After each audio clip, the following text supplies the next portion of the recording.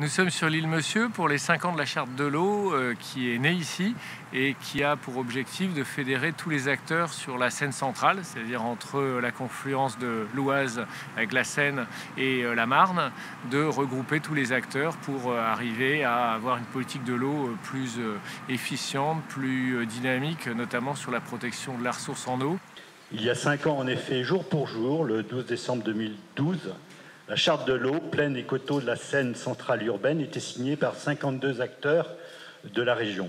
Tout a commencé en 2005, lorsque l'Agence de l'eau, Seine-Normandie et la région Île-de-France ont sollicité l'association Espace pour mener une réflexion sur la question de la gouvernance de l'eau sur le territoire de la Seine centrale urbaine. Depuis 2012, 93 structures, aussi bien collectivités, associations, acteurs économiques de toutes sortes, se sont engagés dans cette démarche. Si on doit synthétiser la Charte de l'eau, c'est un document qui engage les communes, les collectivités territoriales, les départements, les syndicats d'assainissement, les associations, à travailler sur la préservation de la qualité de l'eau, la préservation de l'eau, le partage de l'eau, et c'est vraiment un engagement moral qui engage les communes vers cette action. Au cours de cette journée, vous verrez et vous pourrez découvrir plusieurs des actions engagées dans le cadre de la charte et du contrat de bassin et participer et contribuer aux tables rondes qui se sont organisées.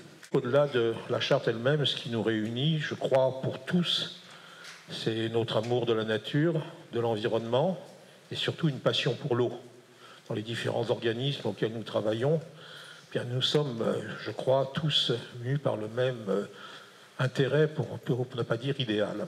Je suis là parce que je suis avec l'association Espace depuis le début de cette opération et que de fêter l'anniversaire des 5 ans me semblait tout à fait important parce que c'est un résultat tout à fait exceptionnel. C'est-à-dire qu'ils ont réussi non seulement à avoir une charte de qualité, une charte de l'eau, mais en même temps, et ils ont réussi aussi à obtenir un contrat de bassin, ce qui n'était pas gagné au départ, et d'avoir des dizaines et des dizaines de partenaires qui y adhèrent. Alors un contrat de bassin, c'est un contrat global qui touche à la fois l'eau et la périphérie de l'eau, qui est financé ou cofinancé par l'agence de l'eau, et donc qui permet surtout d'avoir une vision globale de la rivière, des bassins versants, etc. Je voudrais surtout dire un mot maintenant de l'association Espace. Espace a bien compris qu'il ne peut pas y avoir d'insertion ou de défense de l'environnement si on n'y intègre pas les hommes et les femmes qui constituent la société.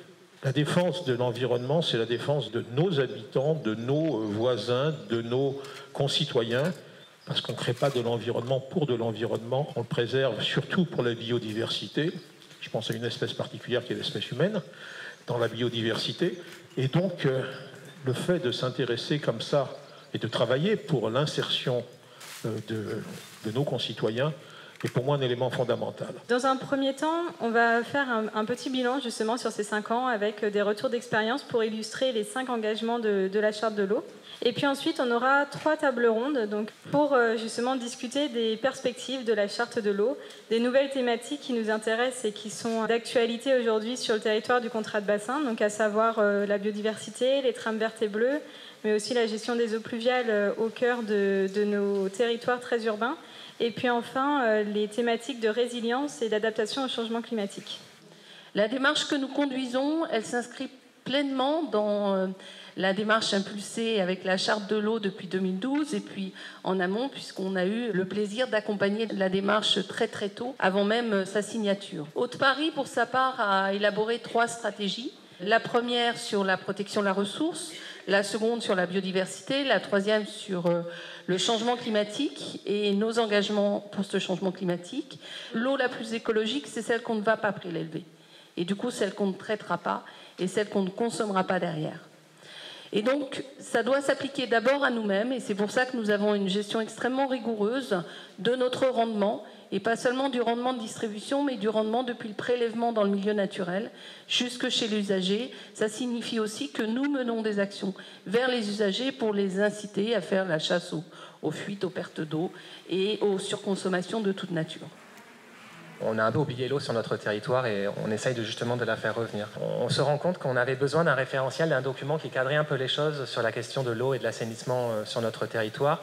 On voulait plutôt que ça soit un document de synthèse en fait, qui regroupe l'ensemble des politiques qui sont assez concertées et assez cohérentes entre elles justement, mais qui permettent aux aménageurs de prendre connaissance de l'ensemble de ces politiques en une seule fois et d'avoir une vision claire de ce qu'il fallait faire sur notre territoire. Donc le but de ce document, c'est aussi de voir les opérations en fait, des principes généraux. On parle de la réglementation en premier, qu'est-ce qui s'applique sur notre territoire, donc on part d'assez loin.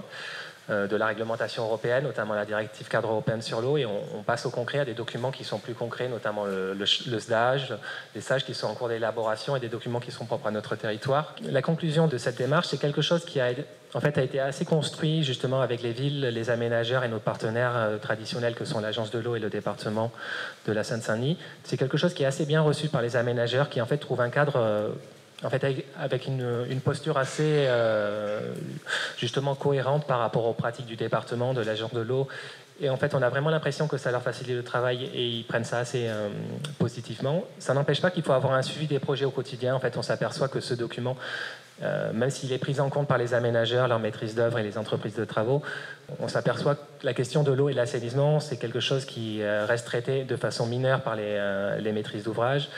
Et il faut toujours maintenir ces objectifs, justement, qui peuvent très vite sauter au cours de l'avancement des projets. 6 communes sont traversées par le Rhûne-Marivelle, donc Versailles bien sûr, Viroflay, Chaville, Sèvres, Ville-d'Avray et Meudon. L'idée du collectif d'associations, nous avons été plusieurs, c'était de faire connaître le Rhûne-Marivelle.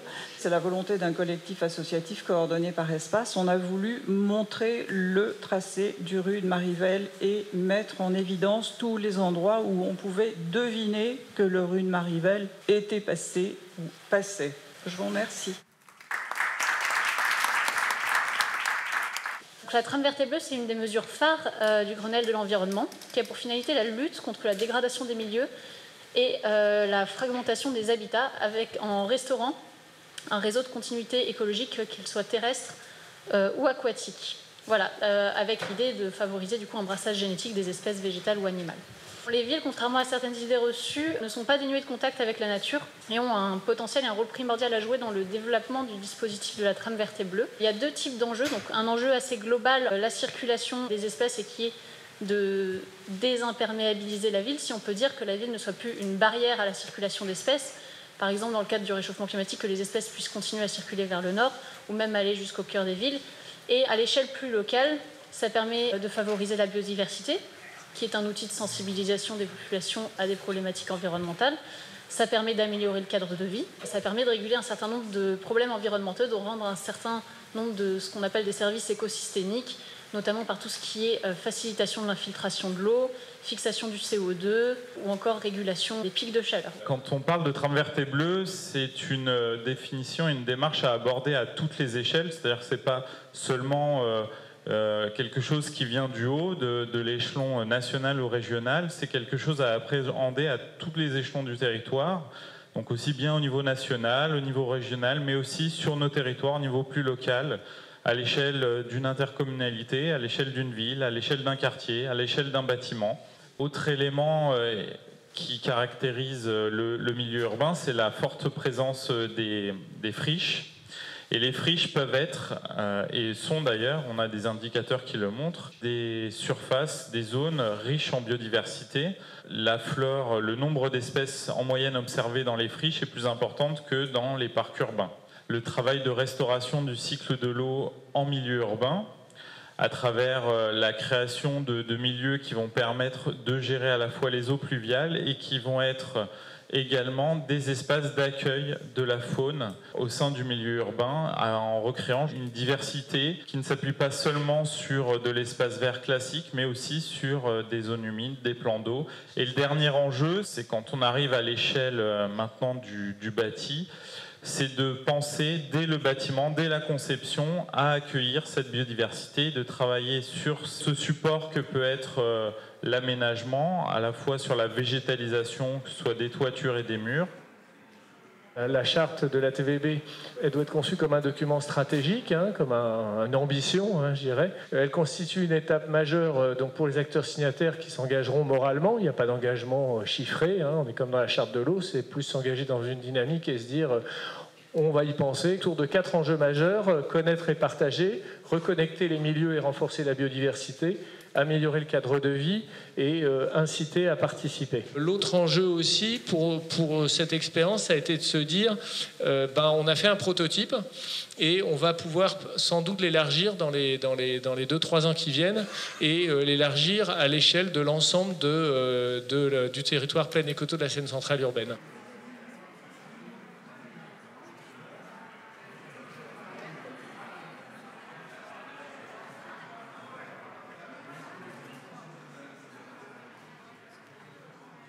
Pourquoi parlons-nous de gestion alternative des eaux pluviales? Quels sont ces enjeux et puis les leviers qui sont devant nous? Pourquoi parle-t-on de pression d'eau pluviale? Comment faire? Avec quel concept? Il vaut mieux favoriser l'infiltration à la source plutôt que de faire des réservoirs souterrains pour stocker l'eau. Voilà. Donc ça, la solution sans regret, ça va être plutôt l'infiltration à la source. Les différentes solutions que vous pouvez avoir, donc des espaces verts en creux, des gouttières qui vont vers des parterres, de la toiture végétalisée, des revêtements poreux, des noues végétalisées, des enrobés drainants. Il y a vraiment un mouvement vers cette nouvelle ville verte. Tous les médiateurs sont les bienvenus pour arriver à ce que l'effort collectif produise les effets qu'on attend pour limiter l'imperméabilisation, voire la réduire, parce que sur certaines métropoles, on arrive à réduire.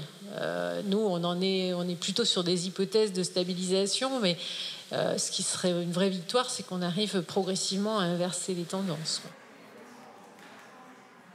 Nous sommes là pour vous présenter l'exemple de Versailles avec l'arrêt des traitements insecticides, fongicides et on a mis en parallèle, vous voyez, à chaque fois l'évolution, la progression du travail fait dans la ville au fur et à mesure avec l'arrêt de l'apport d'engrais, l'arrêt des herbicides, des insecticides, ensuite sur tout le patrimoine arboré. Mais dès l'instant où l'on répand ces produits-là, il est évident que la population qui passe à côté, les enfants dans les landaux, dans les poussettes, vous imaginez un peu tout ce qui retombe.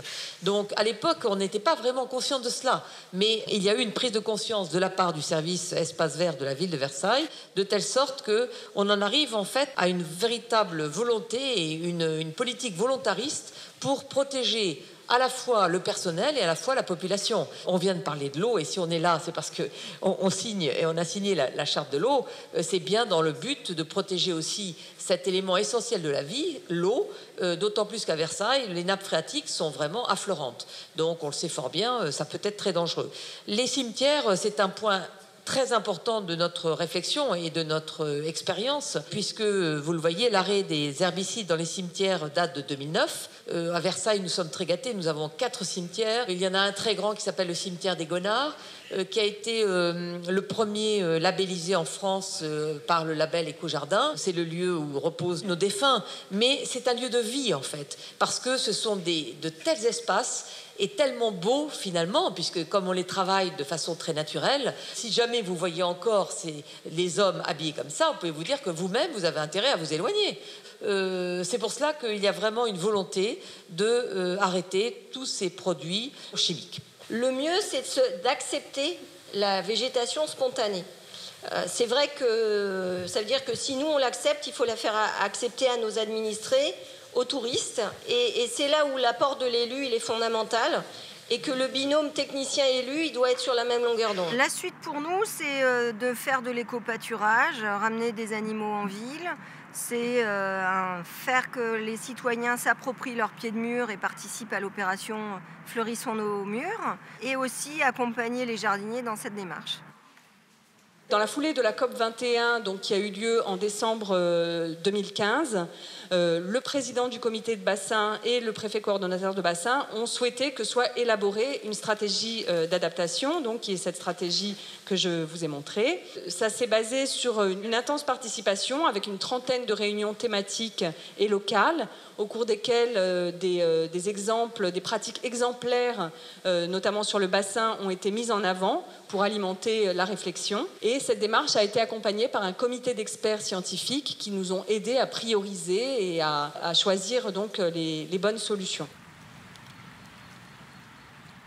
L'idée de la résilience, c'est le fait qu'un territoire puisse continuer à être fonctionnel, à remplir ses fonctions pour ses habitants, malgré des crises climatiques. C'est-à-dire, vous pouvez avoir des vagues de chaleur, vous pouvez avoir des sécheresses, une inondation.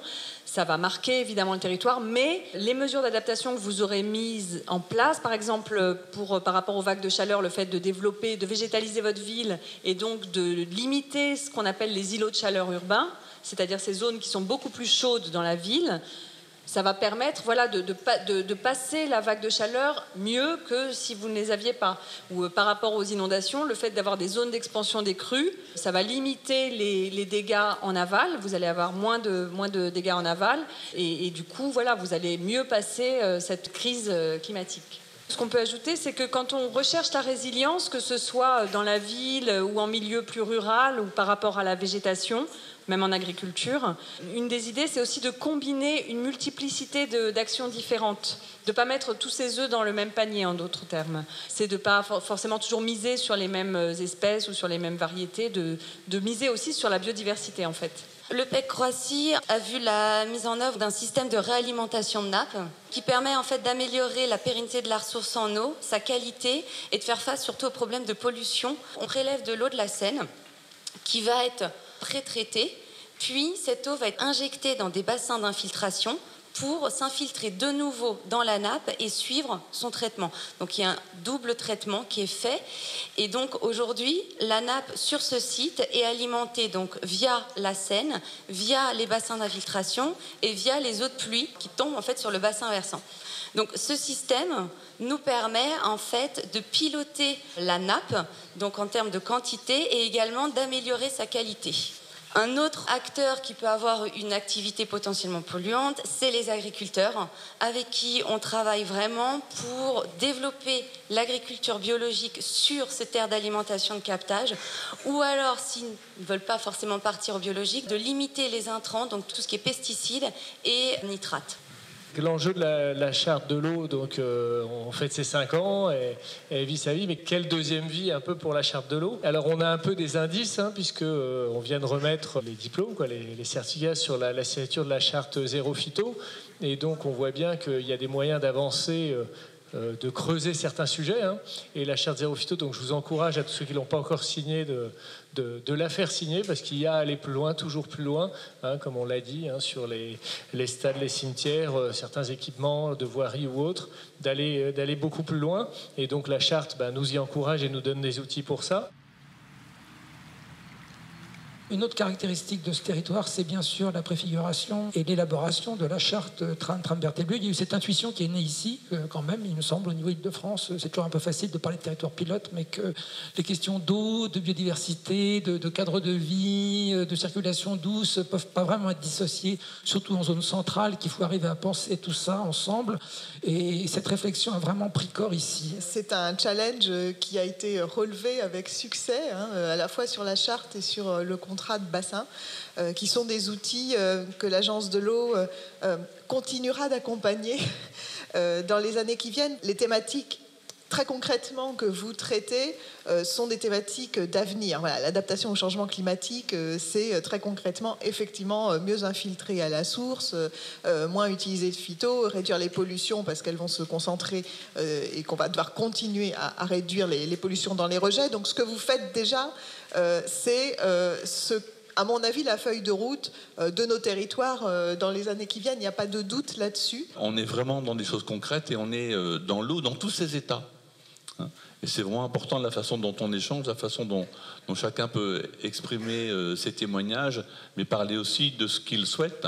Et je crois que les travaux que nous avons réalisés au sein de l'association Espace, dans les différents ateliers, n'est-ce pas Marie, que tu as menés avec Camille pour apporter quelques réflexions sur ce que pourrait être aussi le futur contrat de l'Agence de l'eau, montre à quel point les acteurs sont prêts à travailler ensemble. Si déjà le contrat pouvait continuer tel qu'il vit aujourd'hui, ce serait déjà une très belle chose.